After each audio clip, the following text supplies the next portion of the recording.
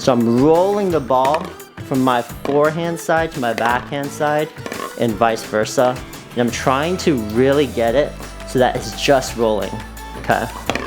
If you can make this completely silent, you are a master at ball control. Hey everyone, Ed here with Davis Pickleball. Today I'm gonna share with you my top 5 drills that you can do from home. Now, when I first started playing pickleball, I was obsessed with getting better as fast as possible. And I didn't come from a tennis background, so I always felt like I had a lot to catch up on. Well, I spent a considerable amount of time doing these drills from home, and today I'm going to share with you all of my drills. I'm formatting this video so you can actually drill along with me. I'll put a little timer right here so that you know exactly how long to do each drill. Alright, let's hop right into it. Alright, so for the first thing I'm going to show you is how to grip your paddle correctly. These drills really, you want to be refining a good technique. So I'm going to teach you the continental grip, which gives me access to both my forehand side and my backhand side. And when I first started playing pickleball, I held my paddle like a ping pong grip. I held it like this. So I was phenomenal at punching balls like this. But as soon as I started playing better players, they started hitting to my right side and I would still be doing this. And I was really severely limited in my options. So I'm going to teach you the continental grip really quickly. You're going to put your hand like this here against your paddle here. And then you're just going to slide down so that your middle finger is in line here.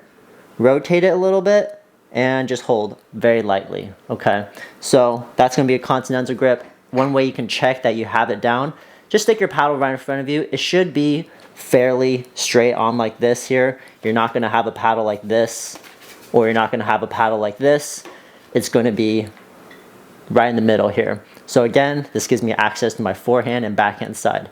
And these drills are going to be working both. Okay, I decided to add this part in too because I know a lot of people have an issue finding their grip. So we talked about the continental grip here. If you're still having an issue finding your continental grip, the Hexacore grip is actually a grip that's contoured, so it can actually help you find where your fingers are supposed to land. These little grooves here, you can just put your hand over it, and each finger lines up with each groove. I made a lot of videos talking about this grip that I really like. I'll put a link in the description below so you can learn more about it. Okay, so first drill we're going to do, very simple. These are going to get progressively harder, so in the beginning you might find these easier, and then later on they're going to be a bit more challenging. So for 30 seconds, I want you to do this. Just bounce the ball right on your forehand side here. And what I'm really working on here is my hand-eye coordination, my consistency, and I'm aiming for the sweet spot of my paddle, right in the center of my paddle. Notice how it sounds when I'm hitting the sweet spot. It sounds nice and full. If I start hitting the edges of my paddle, listen. Y'all hear that difference in that sound? If you're hitting the edges of your paddle, the ball's not going to really bounce as well. You can have a great stroke and you think you hit it really nicely, but if you're hitting here, it's not going to go anywhere, and a lot of paddles are just going to have huge mishits. Okay, so 30 seconds here. Once you got that down, I want you to flip your paddle over to your backhand side. Now, some people may have a bit more struggle with their backhand side, but it's very important to practice both your forehand and your backhand side. Okay, so forehand and backhand.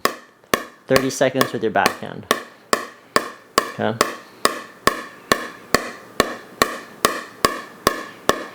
So once you got that backhand side down, now I want you to advance to the next thing is you're going to alternate back and forth.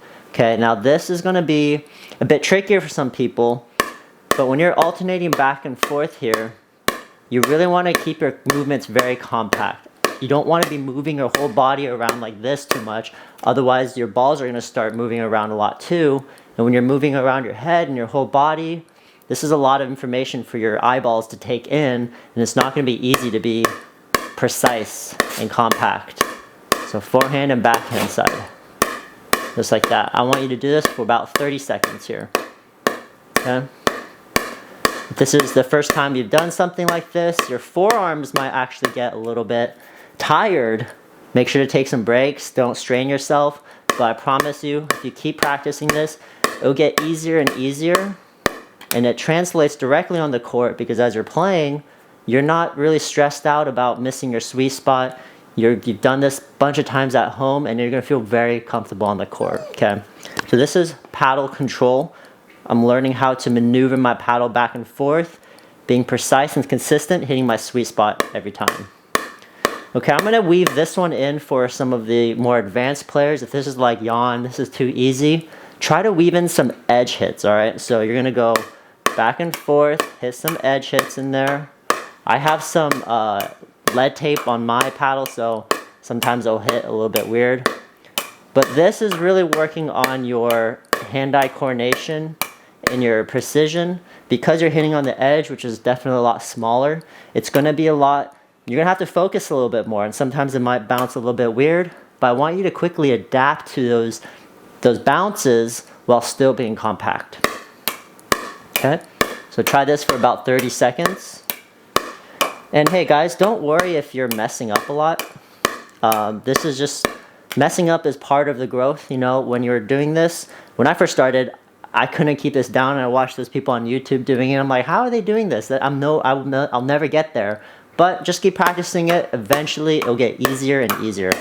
I guarantee it. Okay. Okay. So do that for about 30 seconds.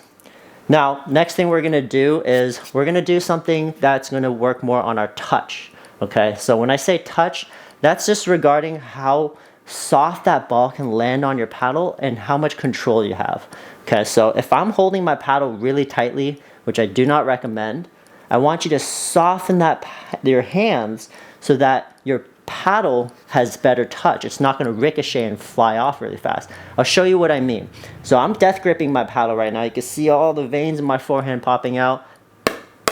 Okay, if I bounce this off my paddle, you see how much it bounces off because it's really stiff.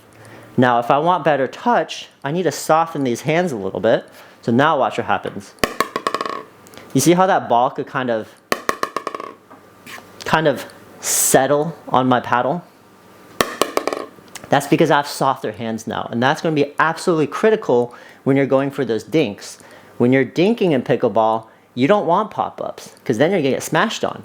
And when you're dinking and you're doing control shots in pickleball, you want to be able to control this ball, have it gently go over the net and land at your opponent's feet. So this is the next drill. You're going to toss the ball up and you're going to try to keep it on your paddle without it bouncing a bunch of times. Let's try that again. So toss the ball up. Okay, just like that. Again, still working on hitting my sweet spot there. And I'm softening my hands and trying to let it come to a complete stop. This is what it's going to look like for your first few feeds. You're going to try to keep that on. It might bounce everywhere, but just really try to soften those hands and keep it on your paddle. For my advanced players, I want you to actually try to catch it completely without it even bouncing. This is a lot harder and even a bit tricky for me. You're going to toss it and try to get it to not bounce at all. Toss. Okay, a little bit better there. That's better. Eventually, as you get better and better, it should sound kind of like that. Almost just barely bouncing off your paddle. Now, I am kind of scooping this ball down as I'm going to really get that softness to it. Okay. And as always, practice your backhand side as well. So I was doing my forehand side, flip that paddle over. Let's try with the backhand side. Okay.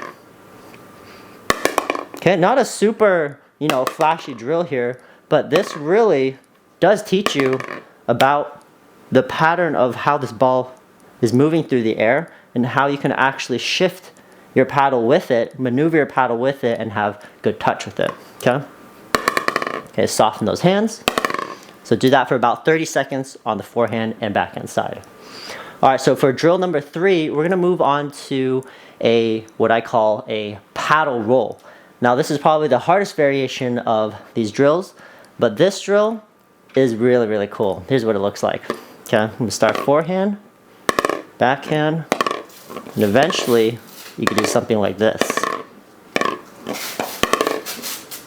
Okay, so I'm rolling the ball from my forehand side to my backhand side and vice versa. And I'm trying to really get it so that it's just rolling, okay? If you can make this completely silent, you are a master at ball control, okay? So I'll break it down for what's happening here. So essentially, it's the same thing as my catching drill here. So remember how I'm doing this and catching? a lot harder than it looks. So here, and I'm just catching here. Basically the same thing. I'm just gently gonna feed it up, and I'm gonna rotate. I recommend trying one side at a time. Try that first. Forehand side to backhand side. Really just try to cradle that ball, okay? Now try backhand side, the forehand side. Okay, it's okay if it bounces for a few times. Eventually you'll get the hang of it and it should sound silent. Okay. Okay. So that's forehand, backhand. Now all you have to do is stitch them together now. Here and here. Here. Here. Relax that wrist a little bit. Relax your hand. Just let it flow. Okay. Okay. So that's the paddle roll, moving back and forth like that. Okay. So these 3 drills is really the bread and butter what I do at home. I'll just alternate. Eventually you could kind of get into a flow, alternating back and forth, some edge hits there. Okay, make sure don't break any vases around the house. So just try to get a flow for this. When I do these, I like to just put on some music, make sure, you know, no one's home and I'm not bothering anyone. But I'll just do this back and forth. Yeah, my wife's over in the kitchen there, you know, making sure she has her headphones in too. But just get that flow going. Okay? So I decided to add this part in because I posted these videos on Instagram before and a bunch of people said, oh, the paddle roll isn't possible if you don't have an edgeless paddle like a Lux. Well, I'm here to demyth that. You can do it with any paddle at all. It's not about whether you have an edge guard or not. Here's a Lab 6 with a edge guard with that lip here, and you could do it the same way, okay? The point is, as you're rolling over, the ball just rolls over any edge. Edgeless or not, you should be able to do this with any paddle. All right. So here is that. Just for the people on Instagram saying that it's not possible with, and a paddle with an edge. So my last drill is actually something I've recently included in my training, and that's a topspin drill. Now, in the past, topspin was always really tricky to actually get a lot of repetitions in and even visualize. And that was when I was introduced to the Topspin Pro. Now, this device is something that now I can't live without. I take this to all my clinics, and it's a really great tool on how to demonstrate topspin. So let me show you how this tool works here. So this is what I do for my topspin training here.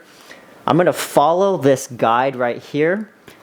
I'm also going to create another video detailing this a little bit. I'm going to be a bit brief with this just because it's going to be just a little short part of this video. But essentially, I'm just going to try to get this ball to spin like that without hitting the device here, okay? So it's going to look something like this, okay? Should be quite a nice, satisfying feeling like hitting a pickleball. And guess what, guys? If I am playing pickleball and I'm about to serve, this is what my serve looks like here. I'm going low to high, and I'm getting that ball to spin as much as I can, okay? So this is a forehand topspin. Okay, we'll zoom in here so you can see that ball spinning. Now, you can do this on the forehand side and the backhand side as well. So if I want to train my backhand side, you can do a one-handed topspin with your backhand. That's pretty tricky, and unless you have some sort of tennis training in the past, I recommend just adopt the two-handed backhand. That's what I use personally. So two-handed backhand, same thing. Okay, I'm gonna get a couple reps like this here.